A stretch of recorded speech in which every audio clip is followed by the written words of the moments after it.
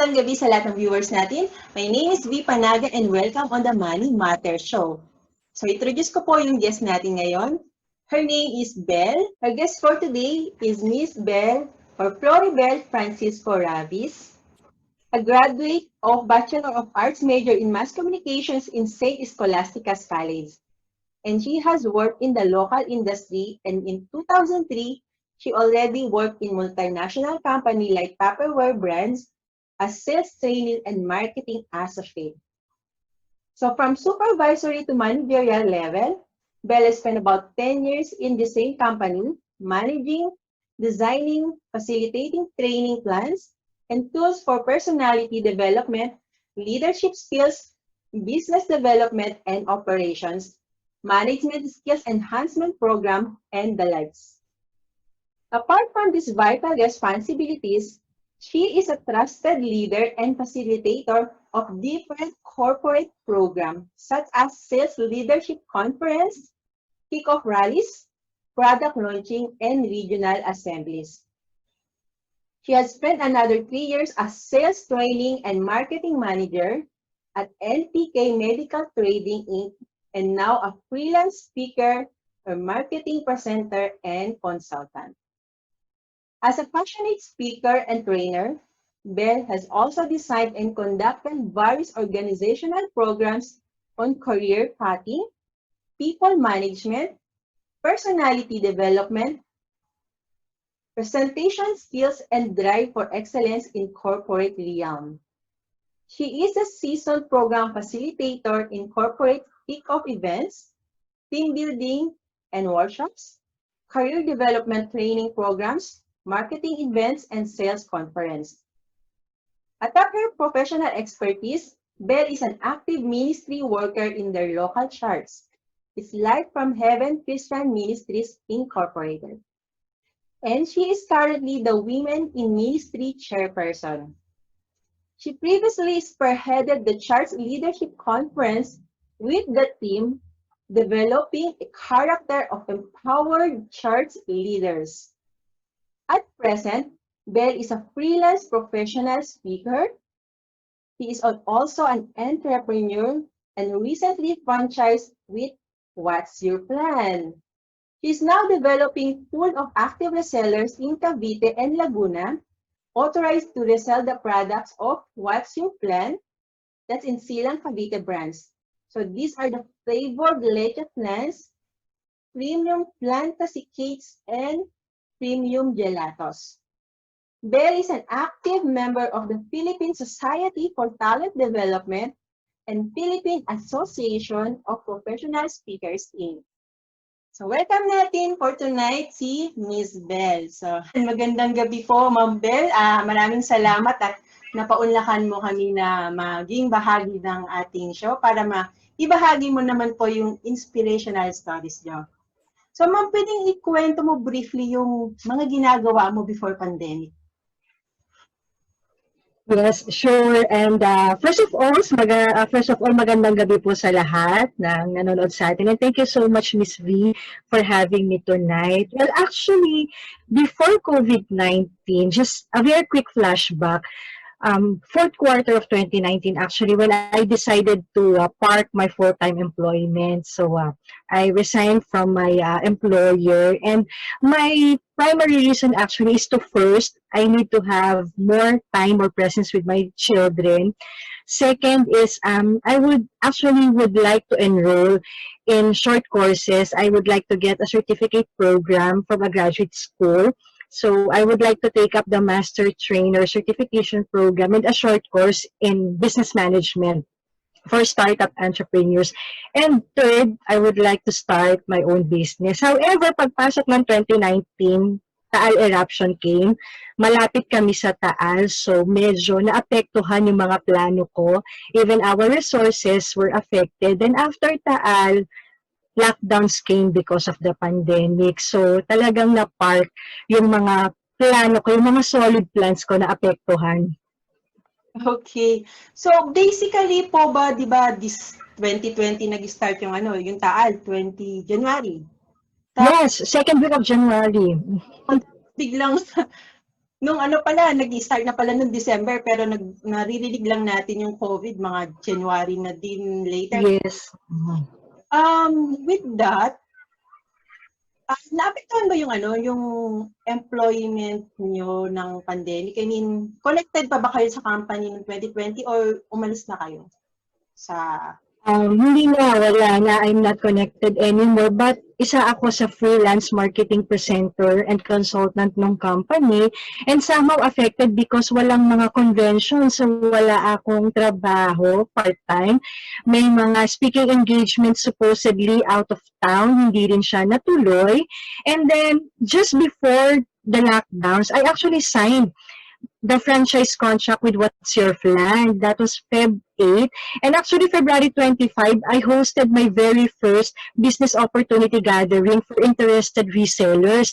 And we actually announced that by middle of March, we will have initial stocks. Kaya lang yun na, bigyan nagkaroon ng lockdown. So, I was not able to get stocks from What's Your Flan. My resellers was not able actually to sell. So, talagang na-part din siya yung business. Okay. So, ang nangyari pala, ma'am, is mag-i-start pa lang and then yun yung nag-i-start na pala na magkaroon ng lockdown sa atin. So, ngayon, Yes, Miss V. so, paano, ma'am, ikwento nyo naman kung ano yung ginawa nyo nung nagkaroon na ng pandemic, especially nung dineclare na yung lockdown, di ba, by 15 ng March?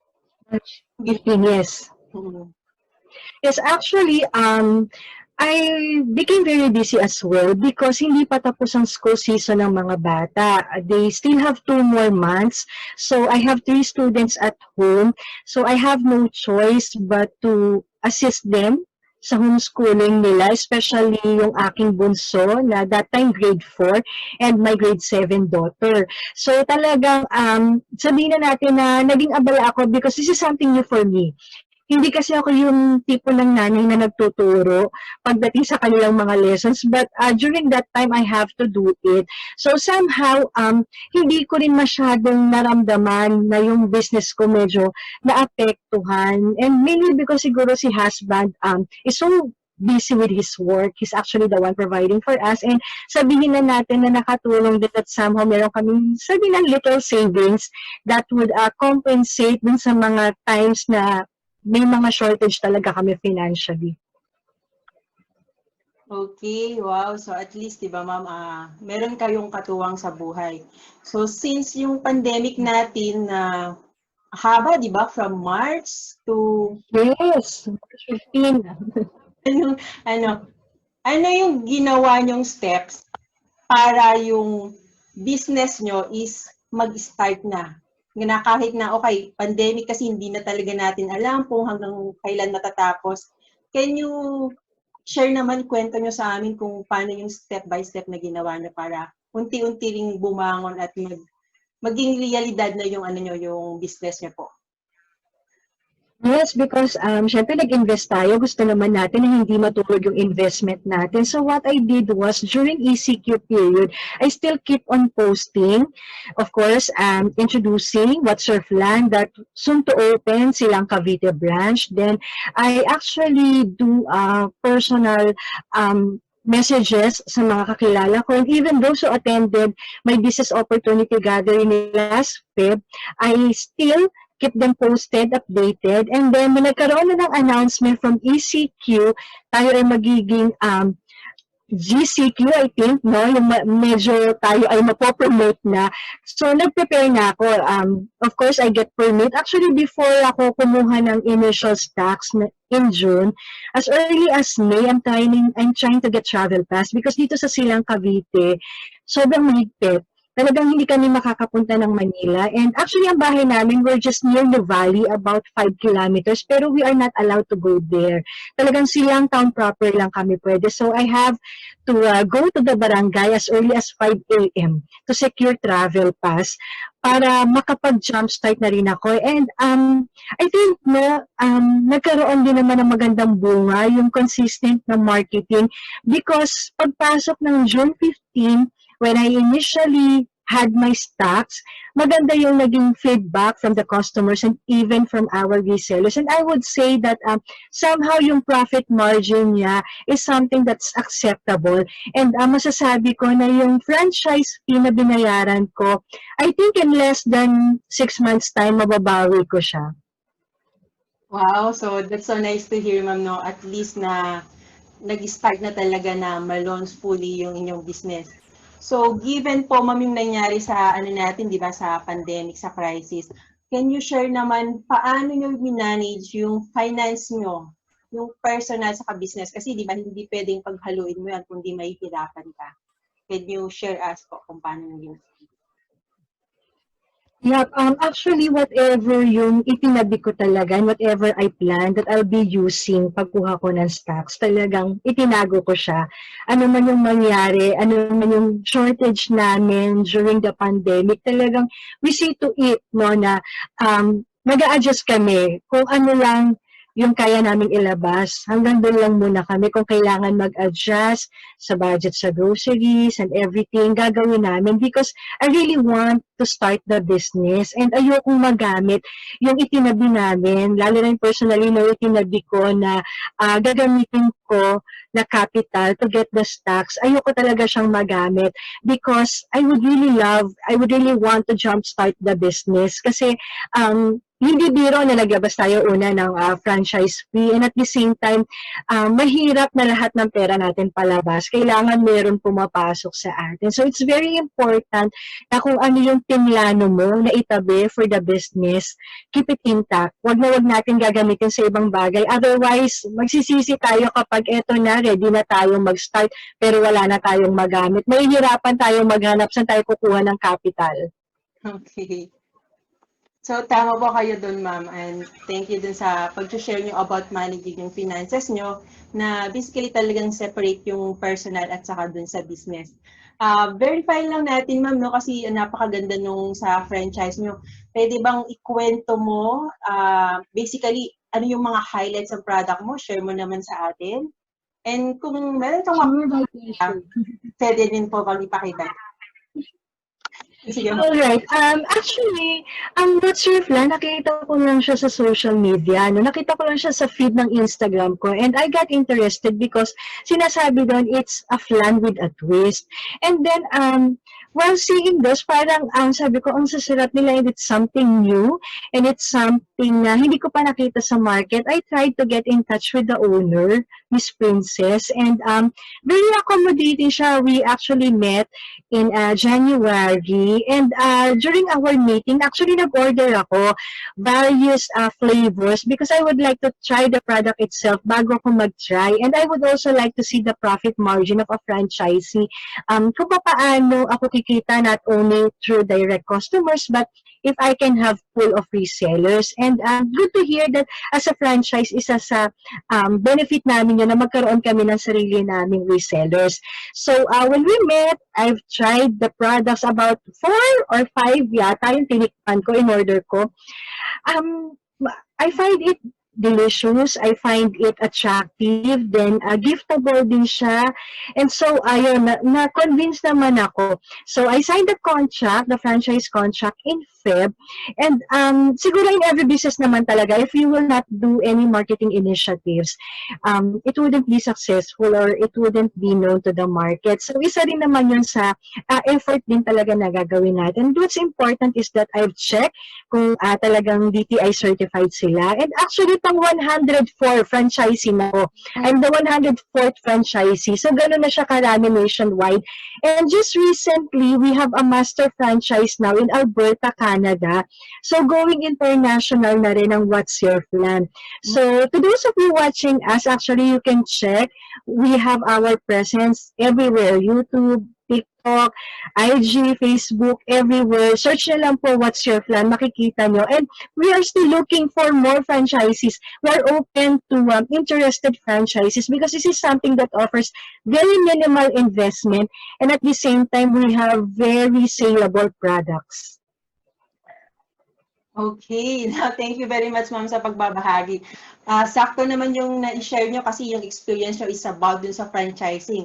Kasi previous na na-share po natin sa episode naman natin is I interviewed naman si Mr. Franchise Guru. So, dun sa end mo, ma'am, ikwento niyo, di ba, nabanggit niyo yung, syempre, sa part niyo, meron kayong gagawin din dapat para yung collaboration niyo is mas maging effective. Ano po yung, ma'am, yung top 1 or yung top 3 na products ni What's Your Plan? Yes, actually for What's Your Flan, we have three main products. We have our flavored leche flans, we have our premium fantasy cake, and we also have our premium gelato products.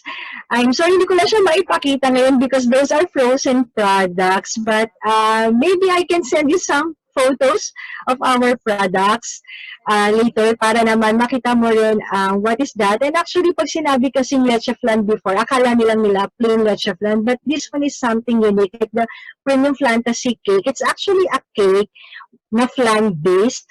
Then we also have frozen flan na flavored siya, which is we have four in one. Like in one leche flan, apat na flavors na siya in one tin can. Okay. So, kakaiba yung natin, ma'am, no? Yung dun sa, ng products. It's something very unique. Kaya na-catch niya rin yung attention mo at naging part ka dun, nag-franchise ka dun. Ma'am, ikwento niya naman sa amin kung since nagkaroon tayo ng pandemic, ano yung naging motto nyo in life? Actually, nung nangyari yung pandemic, I still have yung kung pinangahawakan ko talaga, no, that it's actually found in I think in 1 Corinthians 9, if I'm not mistaken, that God is able to bless you abundantly. Basta gawin lang natin good works, that He's able to bless us abundantly so that in all things at all times, having all that we need, we will abound in every good work. So yun lang talaga yung pinanghawakan ko na whatever the situation, whatever the crisis, the challenges, never get tired of doing good and never lose hope. Because at the end of the day, our hard work, our good work will not be put into vain. So, yan talaga yung pinangahawakan ko na huwag natin i-compromise yung good work because this is something that will really bless us more than we expect and even more than we asked for. Wow, napakaganda po ng na-share nyo. For sure, lahat ng mga viewers natin is inspired dun sa sharing niyo po. So, adding up, ma'am, dun sa binigay niyong motto in life, sino or ano yung pinaka-greatest anchor niyo? Siguro when we talk about the greatest anchor, kasi we have different definitions of that. First is, of course, pag sa work, it is something yung principal support, no, na pinangahawakan natin or support na alam natin hindi tayo bibitawan. Or when we talk of the biblical thing naman, they say anchor is about hope. At siguro ako, one thing that I am grateful about is to have a very supportive husband. That natutuwa lang ako that he trusts my decision, especially when I decided to leave my full-time employment. He trusted that I can do more. He trusted that soon or maybe later I can be a good entrepreneur. And that kasabay ng trust na yun, ng tiwala na yun, nandun yung support niya na during those times that somehow I feel demotivated, like, mag-business pa lang ako, bakit nagkaroon ng pandemic? Pero nandun pa rin yung, siya yung someone who would say, it's okay, nothing to worry about it. There are definitely may dahilan bakit nangyari yan. So, siguro yan. And another thing is we have a support group sa aming church. We are so blessed to have our pastors who are continuously guiding us, praying for us na kung wala din naman talaga sila, I believe yung family din namin will not be able to make it during the pandemic kasi this is really something new, no, sa ating lahat. And ang hirap makasurvive. Isipin lang natin na affected yung work, actually even the work of my husband, although nandyan pa rin naman, pero somehow apektado talaga yung income, pero nandun pa rin yung provision and yung guidance talaga ng ating Panginoon. Yes, agree po talaga dyan, ma'am. So, very, po yung na-share nyo sa atin. With regards dun kasi, you're an entrepreneur, so, parang masasabi mo ba, ma'am, na parang ito parang yung pinaka full-blown mo, yung year na to na pinili mo maging full-blown entrepreneur. Bali, ano po yung vision nyo para dun sa business nyo? Yes, actually, my vision for our branch, that's what's your plan silang Cavite, is we would like to continuously develop pool of active resellers who will be becoming franchises in the future as well, because we do not want them to stay as resellers lang, but we would also want them to have their own branches in the future. So, ganyan ang family namin sa What's Your Plan. Hindi namin sila i-hold back na akin ka lang, reseller lang kita, but we would like to develop them to becoming or to have their own branches once they are ready. And at the same time, of course, we would like to continuously provide mouth-watering flavored flans, and those products that we actually serve are guaranteed made of high quality and natural ingredients. Wow! So, thank you po, ma'am, sa pag-share niyo dun. Ma'am, okay lang po ba na hihingan po natin kayo ng tips para dun sa mga viewers natin? Ano yung top 5 na dapat isinaalang-alang ng ating mga gustong mag-franchise ng business? Tapos ano yung dapat nyo ring gawin as franchisor po yung tawag nyo sa inyo, ma'am, tama po ba? Yeah, franchisee, yeah. So, paki-share naman po kung ano yung pwede nyong i-message sa mga viewers natin. Yes, I would love to. Number one is if you'd like to start your own business or being a franchisee, tingnan niyo muna yung product, but not the product itself, but kayo personally, kung kayo ba yung aanokin yung produkto na yon, will you be encouraged or will you be interested to buy the product? And second, you have to check as well on the profit margin.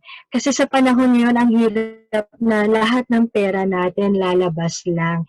You have to see to it that in a short period of time, hindi mo mababawi ka agad yung iyong investment, but somehow may pumapasok ng income, ano. So look at the profit margin. If this is something that is, like now, may pandemic, operational ba siya kahit ikaw ay nasa bahay lamang? Hindi ba? So yung less operational cost. Then, pangatlo is, you have to make sure that you will find time. Napakahalaga that you set time, you manage your time for the business, because if you do not have enough time for that, magpapart lang, matitenga lang yung investment mo, and iisipin mo parang walang nangyayari dun sa ginawa mo, dun sa naging investment mo, pero somehow kasi tayo pala may pagkukulang, kulang tayo sa oras, hindi ba? Then, of course, number 4 is look on the market. Tingnan mo rin your surrounding, the group of people that you work with. Is this something that would encourage them, that your market will be interested with? And number 5, motivation has to be constant. You have to consider that not every day is a good day. I have my low days as well. There were times na nalulungkot ako kasi in a span of 3 weeks, baka ma-expire na yung product ko. Nandito pa siya sa freezer ko. But instead of magpanik ka, mag-isip ka, ano yung pwede kong marketing strategy para this week, ma-pull out na siya sa stocks ko, hindi siya ma-expire, hindi ako matalo sa naging investment ko dito. So that's very important, your motivation. You have to be calm, cool, collected at all times, and of course, prayer is the best weapon for us. Wow, sobrang agree ako dun. So, tama yung binanggit, diba? Gusto ko yung number 1 talaga is prayer is the best.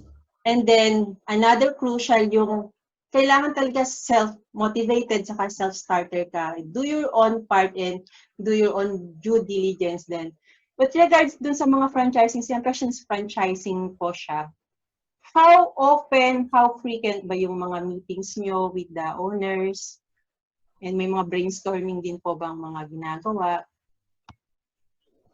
Actually, we do have monthly meeting, and we are supposed to submit our monthly business report because our franchisor would like to see if the business is growing in our respective branches. And at the same time, she's the one giving us ideas as well.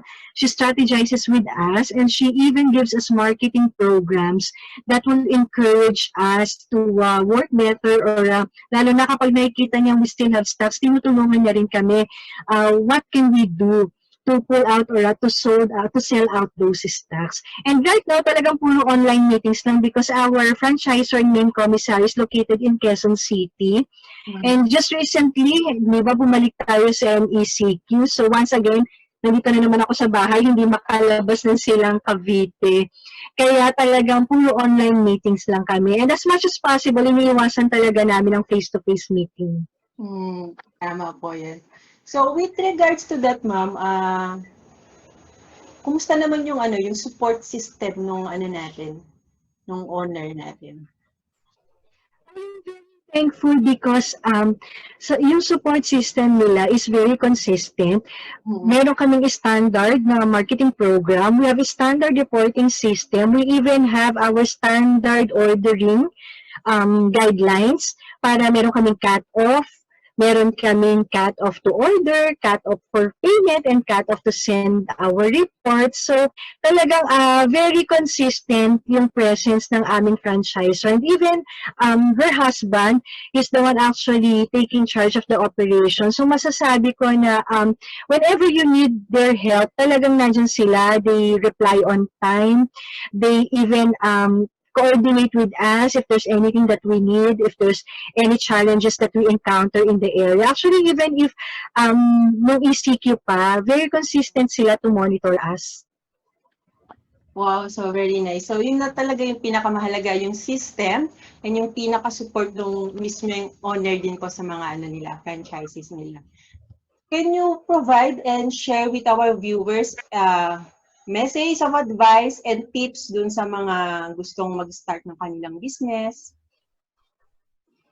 Yep, sure. To those of you who are interested to start your own business, kung wala pa kayong naiisip na produkto or what to sell, I would suggest try to visit our page, What's Your Plan? So marami kayong makikita doon na previews and marami kayong makikita mga videos. Then for just take a look on that, and our franchisor is very responsive to increase. And kung meron man kayong sisimulan naman na business, what's very important is that you focus on that. You give time and then keep on motivating yourself. It's very important. Ang motivation na yan, hindi po yan manggagaling sa ibang tao. There would be time that even those people closest to us, somehow they would criticize our plans, even our decisions. Hindi tayo dapat magpa-apekto doon because we have to believe in our own strength. We have to believe in our own skills. And of course, never ever let anybody pull you down because at the end of the day, it is still you who will decide for your journey, especially if you'd like to have your own business in the future. Lalo na ngayon, we are still in this crisis. Mahalaga na may masimulan na tayo. Huwag natin hayaan na yung resources natin maubos unti-unti. Dapat meron yan mapuntahan.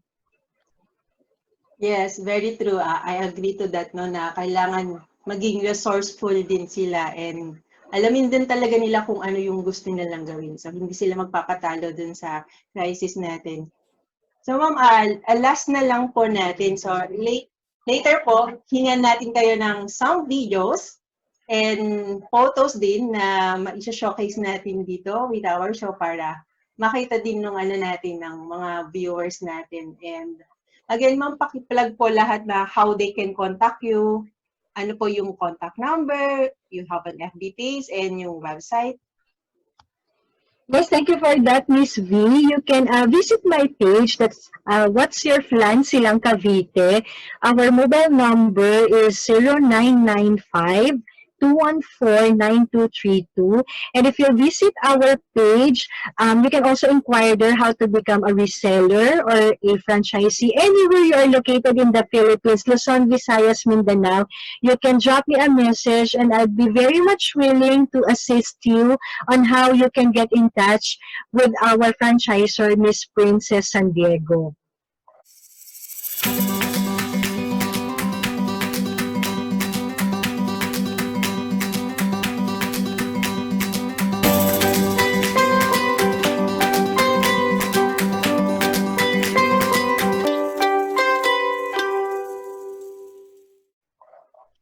Yan. Ayan, so sa mga viewers natin, I hope nakuha po nila yung contact details ni Ma'am Bell and yung page na kailangan nilang makita.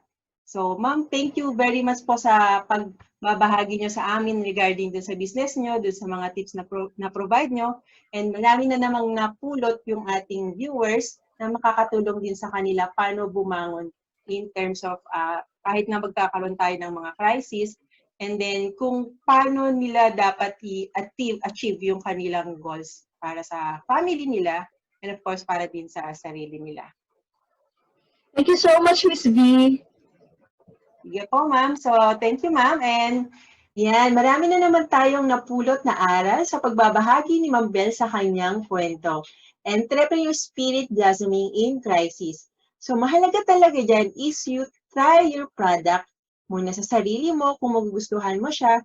And of course, syempre, i-check mo kung legit yung company. And then kung yung support system nila, as well as yung profit nun. And of course, you have to do your own marketing initiative din para talaga yung business mo is maging okay din siya. You have to do your part aside from dun sa support system na pinoprovide din ng mga owner sa kanyang franchisee. And ang pinakamaganda dun is we always have to leave it up to God yung mga ginagawa natin at saka yung good work na ginagawa natin. Maraming salamat po sa inyong panonood hanggang sa muli nating episode dito sa Money Matters.